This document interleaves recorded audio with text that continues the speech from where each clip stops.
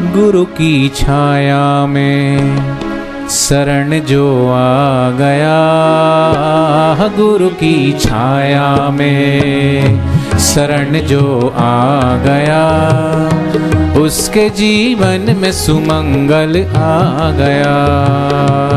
गुरु की छाया में, गुरु की छाया में शरण जो आ गया, उसके जीवन में सुमंगल आ गया।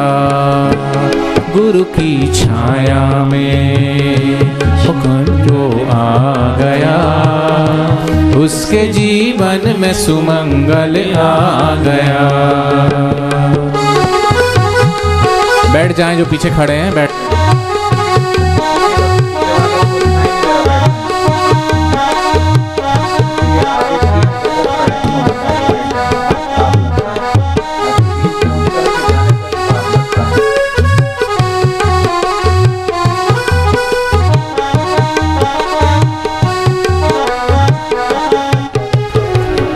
सबसे बड़ी कृपा गुरु की कृपा, वो सबसे बड़ा उपहार है। उनकी रहमत, उनकी करुणा, उनकी कृपा जिसको मिल जाए वो सबसे बड़ी कृपा है। गुरु कृपा सबसे बड़ा उपहार है। गुरु कृपा सबसे बड़ा उपहार है। गुरु कृपा सबसे बड़ा उपहार है। गुरु कृपा सबसे बड़ा उपहार है। गुरु है खेवनहार, बेड़ा पार है। गुरु है खेवनहार, बेड़ा पार है। प्रेम का पावन उजाला छा गया, प्रेम का पावन उजाला छा गया, उसके जीवन में सुमंगल आ गया। उसके जीवन में सुमंगल आ गया। गुरु की छाया में, गुरु की छाया में शरण जो आ गया। गुरु की छाया में शरण जो आ गया, उसके जीवन में सुमंगल आ गया। उसके जीवन में सुमंगल आ गया। गुरु की छाया में।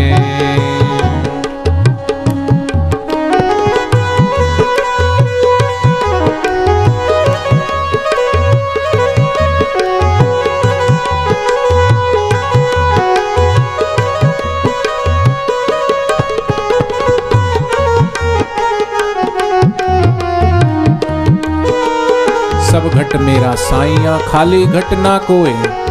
बलिहारी वा घट की जा घट प्रगट होए। संत तुकाराम, संत नामदेव, जर्रे जर्रे में नानक जी ने कहा जर्रे जर्रे में, सबके अंदर हर कण कण में वो परमात्मा का वास, सब जगह वो परमात्मा मौजूद है, बसा हुआ है। जर्रे जर्रे में है झांकी भगवान की, किसी सूझ वाली आंख ने पहचान की। संतों की दृष्टि में सबके अंदर वो परमात्मा। ज्ञानेश्वर महाराज ने गधे को तीर्थ से यात्रा करके गंगा जल ला रहे थे, उसको वो जल पिला करके उसको प्राणदान दिया। ऐसी संत नामदेव ने रोटी पकाई, कुत्ता उठा के भागने लगा तो पीछे दौड़े। कुत्ते के अंदर परमात्मा का दर्शन, सबके अंदर परमात्मा का दर्शन। संत तुलसीदास जी सुबह लघु संका के लिए, सुबह निवृत्त होने के लिए जाते थे, तो जो जल बचता था ना लोटे में, वो किसी एक कांटे वाला एक वृक्ष था, उस वृक्ष में थोड़ा वो डाल देते थे। उस वृक्ष में भूत होता था, भूत। एक दिन वो भूत प्रकट हो गया और तुलसीदास जी से कहा, महाराज जी कुछ मांगो वरदान मुझसे, आप जो जल चढ़ाते हैं उससे मुझे बड़ी तृप्ति मिलती है, कुछ मांगना हो तो मांगो। तुलसीदास जी ने कहा मुझे कुछ नहीं चाहिए। बोले नहीं नहीं, आपसे मैं बहुत तृप्त होता हूँ, आज तो आपको कुछ मांगना पड़ेगा। उन्होंने कहा ना मुझे कुछ नहीं चाहिए। बोले कुछ तो मांगना पड़ेगा, देवी देवता दर्शन देते हैं तो कुछ दे के जाते हैं, तो मैंने भी तो आपको दर्शन दिया, कुछ मांग लो। तुलसीदास जी कहते क्या दोगे तुम, भगवान के दर्शन करा सकते हो तो बताओ। भूत ने कहा अगर भगवान का दर्शन करा सकता तो मैं भूतड़ा क्यों बनता, पेड़ में क्यों होता। तो बोले बस चाहिए तो भगवान चाहिए और कुछ नहीं चाहिए, वो मिल गया तो सब कुछ मिल गया, नहीं तो सब कुछ बेकार है। तो कहा तो तुलसीदास जी भूत से भी भगवान को मांगते और हम जाकर भूतों के पास खड़े हो जाते हैं, हैं? भगवान के सामने भी जाकर खड़े होकर हम भूत मांगते हैं, ये हो जाए मेरा, वो हो जाए, ऐसा काम हो जाए, वैसा काम हो जाए। नहीं, मांगना ही नहीं आता, देना क्या चाहते हैं और हम मांग क्या कर रहे हैं। वो क्या देना चाहते हैं और हम क्या मांगते हैं, हमारी मांग कैसी है, हमें मांगना ही नहीं आता। भगवान के आगे, महापुरुषों के आगे, सदगुरु के आगे हमारी मांग क्या होनी चाहिए, हमें क्या मांगना है, वो ही नहीं। सच्चा भक्त तो कहता मेरी चाही मत करो मैं मूर्ख नादान, तेरी चाही में प्रभु है मेरा कल्याण। लेकिन हम जाते हैं गुरुद्वार पे, जाते हैं मंदिर में, तो हम क्या मांगते हैं। एक महिला बीमार हो गई, बहुत इलाज कराया, कहीं ठीक नहीं हुई, बहुत पैसा लगाया, लेकिन सब बेकार। संयोग बस एक ऐसे वैद्य की औषधि उसने सेवन की, उससे बिल्कुल चंगी भली हो गई। महिला ने सोचा कि कितने लाखों रुपए मैंने खर्च किया, लेकिन मैं कहीं ठीक नहीं हुई, और इन वैद्य की दवाई से मुझे जीवन दान दिया, मानो ये मेरे लिए तो भगवान है साक्षात। उस महिला ने एक दिन थाल में 1.5-2 लाख रुपए की कुछ उपहार, 10,000 रुपए की गड्डी रख करके ऊपर रेशमी रुमाल ढक करके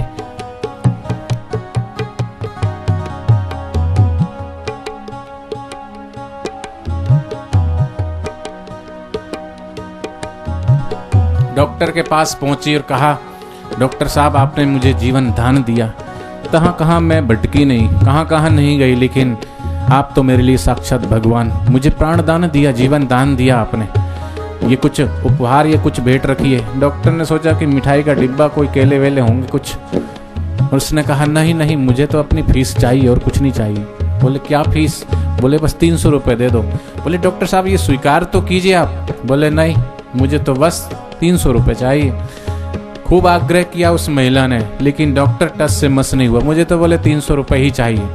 महिला ने बहुत आग्रह किया, नहीं माना तो उसने 100 के 3 नोट निकाल करके पकड़ा दिया। ये दृश्य कंपाउंडर देख रहा था। वो महिला चली गई।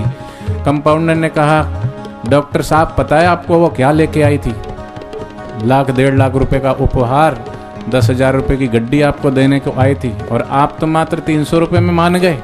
ये सुन के तो डॉक्टर बेहोश हो गया। उसकी बात पे हमें हंसी आती, लेकिन हम जाते हैं गुरुद्वार पे, हम जाते हैं मंदिर में, भगवान के समक्ष तो हम मांगते क्या हैं, हमें मांगना ही नहीं आता। भगवान तो अपना सर्वस्व देना चाहते हैं, गुरु तो अपना सर्वस्व देना चाहते हैं, लेकिन हम अपनी इच्छाओं, अपनी कामनाओं से अपने आप को तुच्छ बना लेते हैं। इसलिए भगवान से, गुरु से मांगे तो बस मेरी चाही मत करो मैं मूर्ख नादान, तेरी चाही में प्रभु, तू जैसा जो चाहे वो दे, अपनी मांग ही नहीं, कुछ नहीं चाहिए। इसलिए हर कण में वो बसा है, आती हुई श्वास में, जाती हुई श्वास में, जब से जन्म लिया है तब से वो हर प्राण में, हर श्वास में बसा हुआ, उसको जाने, उसी से प्रेम करें, उसी को मांगे। वो रचा है आती जाती श्वास में, वो रचा है आती जाती श्वास में, वो बसा है प्राण में विश्वास में, वो बसा है प्राण में विश्वास में। शांति सुख अमृत कोई बरसा गया, शांति सुख अमृत कोई बरसा गया, उसके जीवन में सुमंगल आ गया, उसके जीवन में सुमंगल आ गया। गुरु की छाया में, गुरु की छाया में शरण जो आ गया, गुरु की छाया में शरण जो आ गया, उसके जीवन में सुमंगल आ गया। उसके जीवन में सुमंगल आ गया।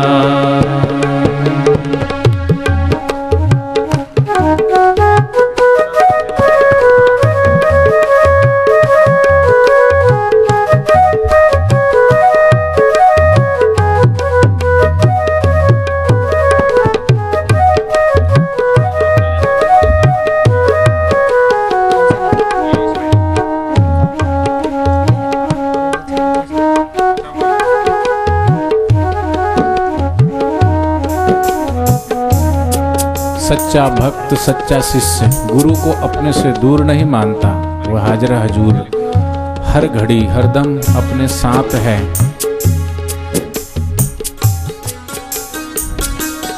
हमको क्या उनको हमारा ध्यान है, हमको क्या उनको हमारा ध्यान है। शिष्य गुरु से कितना ही दूर रहे लेकिन गुरु को अपने शिष्य का ख्याल रहता है। जयपुर में एक भाई बात बात में हंसे और कहने लगे कि ये डॉक्टर साहब है साधक भाई। हंसे इसलिए कहा कि डॉक्टर को जल्दी से विश्वास नहीं होता किसी भी बात पे, वकील बुद्धि से सोचता है और डॉक्टर शरीर शास्त्र को रसायन शास्त्र को जानता है, इसलिए वो फिर उस तर्क के हिसाब से अपना दृष्टिकोण रखता है, जल्दी से श्रद्धा और विश्वास नहीं होता। तो बोले ये डॉक्टर साहब हैं और फिर अपनी उन्होंने कहानी सुनी कि ये डॉक्टर साहब है, मैं इनके पास अपना इलाज कराता था, मुझे कैंसर था, ब्लड कैंसर, और इन्होंने दीक्षा कब ली? उन्होंने बताया कि जब मुझे ब्लड कैंसर हुआ, डॉक्टर से मैंने जब इलाज कराया तो कहा इनको ब्लड कैंसर है और मात्र 3 महीने के मेहमान आप रहोगे। मुझे संयोगवश कहीं से ऋषि प्रसाद पढ़ने को मिल गई। यहाँ भी आज ऋषि प्रसाद सम्मेलन है सेवादारों का, सत्संग बापूजी के सत्संग के बाद पीछे ऋषि प्रसाद का जो प्रदर्शनी लगी हुई है ऋषि प्रसाद की, वहाँ पर ये ऋषि प्रसाद सम्मेलन आयोजित किया गया है। ऋषि प्रसाद गागर में सागर जैसे मधु तरह तरह के पराग पे बैठ करके पुष्प का रस पी करके आके मधु संचय करती, उसी प्रकार ये पतित पावन ऋषि प्रसाद गुरु की वाणी स्वास्थ्य संबंधी पता नहीं क्या क्या इसमें आता है। तो ये ऋषि प्रसाद सम्मेलन साधक जो भी इधर उत्तर भारत से आए हुए हैं, हिमाचल, जम्मू, हरियाणा, उत्तर प्रदेश, बिहार, जो भी साधक ऋषि प्रसाद के जो सेवा करते हैं और जो भी यहाँ आए वो सम्मेलन में भाग लेना चाहते हैं तो बापूजी के सत्संग के बाद ऋषि प्रसाद सम्मेलन में जाएं। तो ऋषि प्रसाद उनको कहीं से पढ़ने को मिल गई, तो उसमें दीक्षा की महिमा लिखी थी। तो दीक्षा की महिमा पढ़कर उन्होंने कहा कि जब मुझे मरना ही है, डॉक्टर ने घोषणा कर ही दी है कि 3 महीने बाद मुझे मरना ही है, तो निगुरे होकर क्यों मरूं, निगुरा होकर के क्यों जाऊं।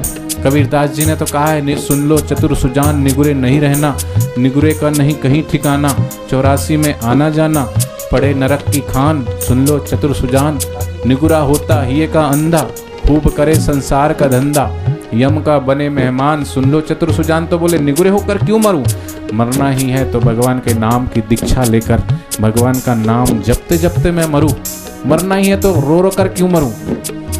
मौत से निगुरे डरते हैं, लेकिन जिसके जीवन में सद्गुरु का ज्ञान होता है उसको पता होता है कि मरने वाला शरीर है, जो नहीं मरता वो आत्मा है। वो ज्ञान सद्गुरु का ज्ञान उसके जीवन में होता है।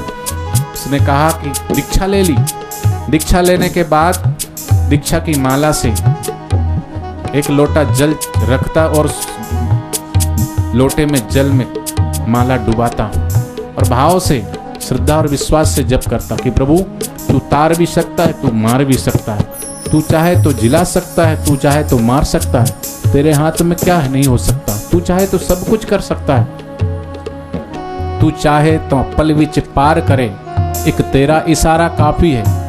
लेकिन उस एक सच्चे सहारे की जरूरत होती श्रद्धा और प्रेम की। भाव से जप करता, माला डुबाता और नियम करने के बाद वो जल पी जाता। 1 महीना बीता, 2 महीना बीता, 2.5 महीने। घर वालों ने कहा अब तो चेक कराओ, लेकिन हमें बड़ा आश्चर्य लग रहा है कि आपका स्वास्थ्य, आपके चेहरे पे थोड़ा अलग ही नूर आ रहा है, लगता है स्वस्थ हो रहे हो, चेक तो कराओ एक बार। उन्होंने कहा क्या चेक कराना, नहीं, बहुत आग्रह किया, दोबारा चेकअप कराया तो कैंसर बिल्कुल नॉर्मल। डॉक्टर को बड़ा आश्चर्य हुआ, वो डॉक्टर को कि एक ऐसे कैसे हो सकता, 2.5 महीने पहले तो तुमको ब्लड कैंसर और तुम 3 महीने के मेहमान। दोबारा उसने टेस्ट लिखा, दोबारा टेस्ट करके दोबारा रिपोर्ट आई, उसमें भी बिल्कुल नॉर्मल रिपोर्ट, बिल्कुल ब्लड कैंसर है ही नहीं आपको। तीसरी बार वो डॉक्टर जो पास में खड़ा था खुद साथ में गया और रिपोर्ट निकलवाई, टेस्ट करवाया, देख करके हैरान हुआ कि ऐसे हुआ क्या। बोले तुमने कोई औषधि ली क्या कहीं? बोले नहीं। बोले फिर क्या लिया? बोले कुछ नहीं। कोई दवाई ली, किसी डॉक्टर को दिखाया? बोले नहीं। बोले औषधि तो ली है मैंने, लेकिन ये बाहर की औषधि नहीं ली है। औषधि जिस औषधि की बात कहा है, राम नाम की औषधि खरी नियत से खाए, अंग रोग व्यापे नहीं और भव रोग मिट जाए, वो सदगुरु के नाम रूपी औषधि मैंने ली है और मैंने कोई औषधि नहीं ली है।